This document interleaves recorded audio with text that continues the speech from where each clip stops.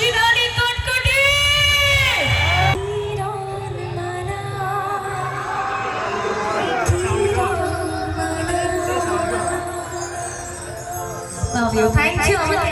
Thank you. Hello everyone, আজকে কলেজে আমাদের একটা সোশ্যাল অনুষ্ঠান ছিল। এই সোশ্যাল অনুষ্ঠানে আজকে আমাদের স্টেজে ইনভাইট করা হয়েছিল বাংলার সিরিয়াল, যারা দেখেন সিরিয়াল প্রেমিক তারাই চিনতে পারবেন, কিরণমালা নামের এক হিরোইন।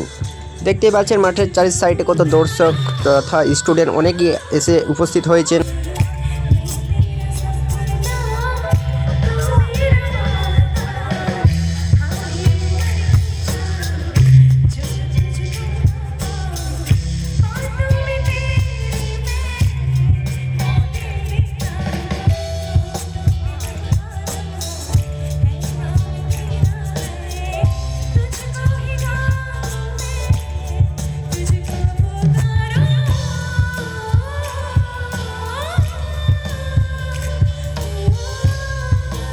তো ডিয়ার্স ফ্রেন্ড, আপনি কোথা থেকে ভিডিওটি দেখছেন কমেন্টে জানাতে ভুলবেন না। আর আপনি কলেজে পড়েন না স্কুলে পড়েন, এটি কমেন্টে করে যাবেন।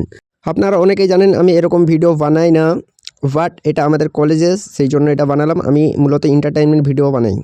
রাক্ষসী রানী কটকটি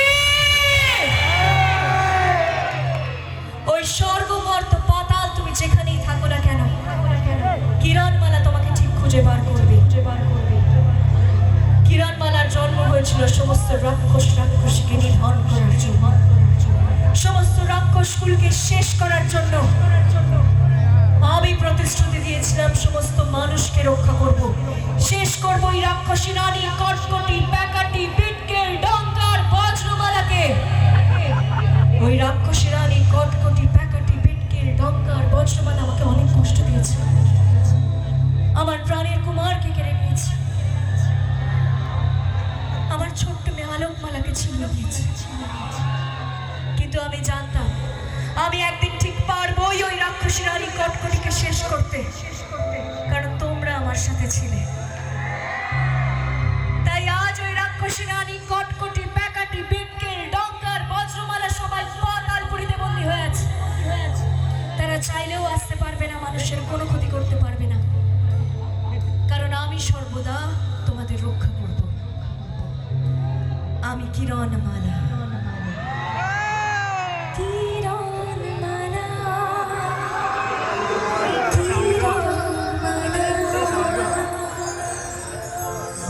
থ্যাংক ইউ আমাকে এত ভালোবাসার জন্য। যখন কিরণমালা হতো প্রথম, তখন বোধহয় তোমরা ছোট ছোট ছিলে, বড়ই ছিলে। কতবারে এই ক্লাসে এলে, কতবারে এসছো? অনেকবারে না একবারে? বলতে আর উত্তর দিতে পারছে না। ওরা বলছে ছোট ছিলে। তোমরা ছোট ছিলে? তোমরা ছোট ছিলে না? হ্যাঁ বুঝতে পারলাম, এবার অঙ্কটা বোঝা যাচ্ছে না। ঠিক আছে, আমিও খুব একটা মানে বড় ছিলাম না, আমিও ছোট ছিলাম তখন, অনেক বছর আগে, 10-12 বছর হয়ে গেছে। একটু হলেও ছোট ছিলে তোমরা তখন। বাট থ্যাংক ইউ, তোমাদের কলেজে আজকে আমার এসে সত্যি সত্যি খুব ভালো লাগছে। এতটা সময় তোমাদের সাথে কাটালাম, তার জন্য অসংখ্য ধন্যবাদ যারা অর্গানাইজ করেছে, টিচার্সদের, পুরো কলেজের ফ্রেটার্নিটিকে অনেক ধন্যবাদ আমার তরফ থেকে। তার সঙ্গে দাদা সাগর, চেহারা হে